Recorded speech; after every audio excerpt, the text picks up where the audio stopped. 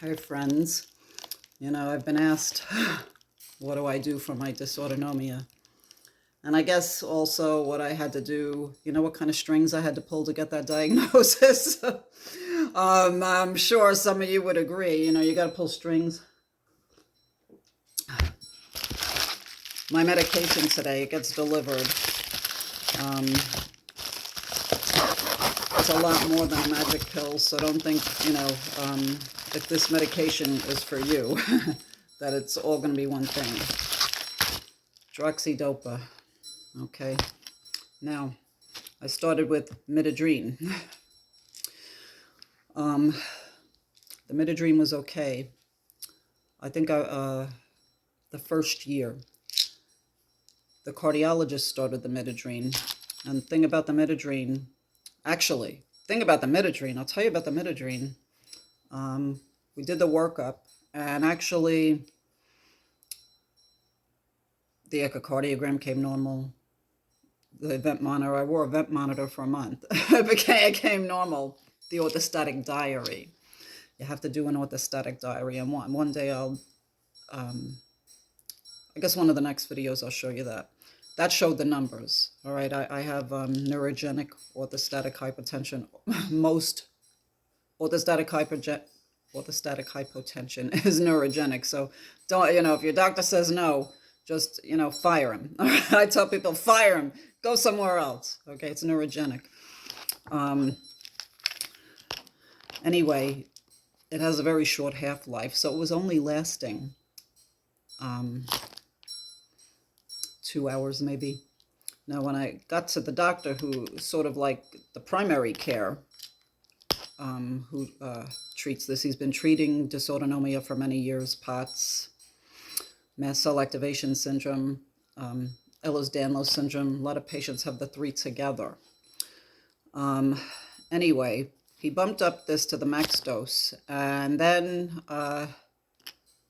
also I take IVs, IV saline every week. I asked for that. I knew about the IVs for years.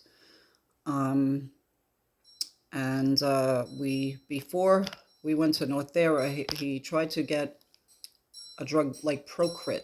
They give it to kidney patients who are on renal dialysis because they tend to get anemic. It increases the production of red blood cells. People with dysautonomia have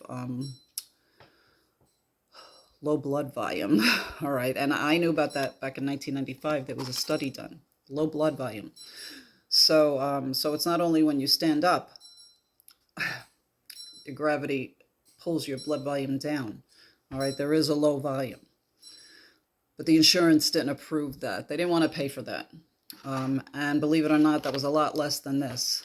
When this was the brand name, Northera, the generic name came out not too long ago. Northera, this was like $18,000 a month. They were billing the insurance company because I had to get it from a specialty pharmacy. $18,000. The Procrit would have been $500. Okay, but the insurance company didn't think I made the criteria for Procrit, but they agreed to this, the $18,000 a month one. You see what a racket pharma is? When it was changed to the generic name, they were billing a couple of thousand, now $500 and some odd a month. And if you go to the generic drug site, I saw it for $75 on there. All right, I include the racket part of the situation in because pharma is a racket. So this has a longer half-life, okay? And I'm pretty much asymptomatic for the most part. I do get a little, sometimes I feel the syncope coming on sometimes, but it's really amazing. I mean, I read an article that some girl on this, she was able to run a marathon. I'm able to walk